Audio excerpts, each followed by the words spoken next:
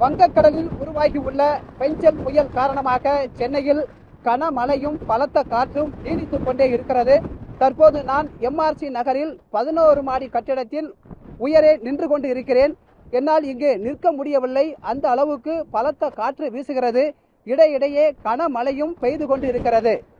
சென்னையில் இருந்து நேற்றைய தினம் 200 கிலோமீட்டர் தொலைவில் வங்கக்கடலில் பெஞ்சல் புயல் நிலை கொண்டிருந்தது. அது மணிக்கு 7 கிலோமீட்டர் வேகத்தில் நகர்ந்து கொண்டிருந்தது. இன்று காலை 6 மணி அளவில் சென்னையில் இருந்து 190 கிலோமீட்டர் தொலைவில் இருந்த பெஞ்சல் புயல் 10 மணி அளவில் 140 கிலோமீட்டருக்கு நகர்ந்தது. தற்போது அது 100 கிலோமீட்டர் தொலைவில் இருப்பதாக தகவல் வந்து கொண்டு இருக்கிறது. இந்த புயல் எப்போது கரையை கடக்கும் என்ற எதிர்பார்ப்பு ஏற்பட்டு இருக்கிறது. இந்த புயலின் காரணமாகவே சென்னையில் பலத்த காற்றும் மழையும் பெய்து கொண்டு இருக்கிறது. இதன் காரணமாக மாநகரில் ஆங்காங்கே தண்ணீர் தேங்கி இருப்பதையும் நம்மால் காண முடிகிறது. சுரங்க பாதைகளிலும் தண்ணீர் தேங்கி இருக்கிறது. அவற்றை அப்புறப்படுத்தும் பணியில் மாநகராட்சி நிர்வாகம் ஈடுபட்டு இருக்கிறது. மழையால் ஏற்படும் பாதிப்புகளை எதிர்கொள்ளவும் உரிய நிவாரண உதவிகள் வழங்கவும் அரசின் சார்பில் நடவடிக்கை எடுக்கப்பட்டு இருக்கிறது. இது தொடர்பான பணிகளை முதலமைச்சர் மு.க. ஸ்டாலின் நேரில் ஆய்வு செய்தார். குறிப்பாக மழை பாதிப்பு ஏற்படக்கூடிய பகுதியில் நடைபெறக்கூடிய முன்னேற்பாடு பணிகளையும் அவர் நேரில் பார்வையிட்டார். அது தொடர்பாக அதிகாரிகளிடமும் கேட்டறிந்தார். புயலால் சென்னை மக்கள் பாதிக்கப்படக்கூடாது, அவர்களுக்கு தட்டுப்பாடு இன்றி உணவு கிடைக்க வேண்டும் என்பதற்காக அரசு அம்பா உணவகங்களில் 24 மணி நேரமும் இலவச உணவு வழங்கவும் நடவடிக்கை எடுக்கப்பட்டு இருக்கிறது.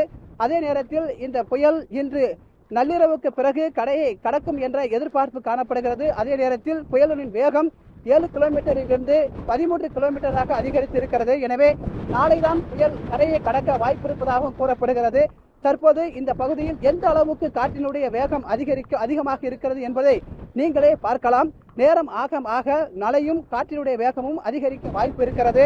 சென்னையை பொறுத்தவரையில் இந்த வடகிழக்கு பருவமழையின் போது வங்கக்கடலில் 2 புயல்கள் உருவாகும்.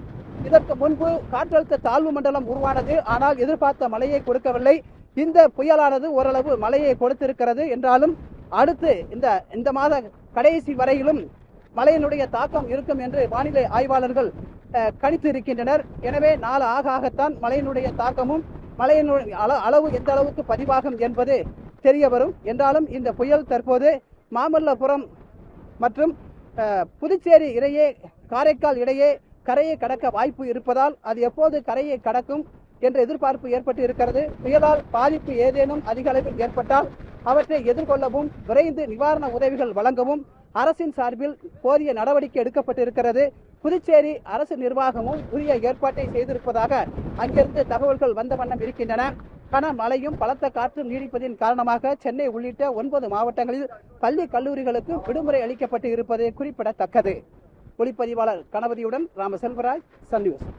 உடனுக்குடன் செய்திகளை தெரிந்து கொள்ள சன் நியூஸ் பெல் ஐகானை கிளிக் பண்ணுங்க.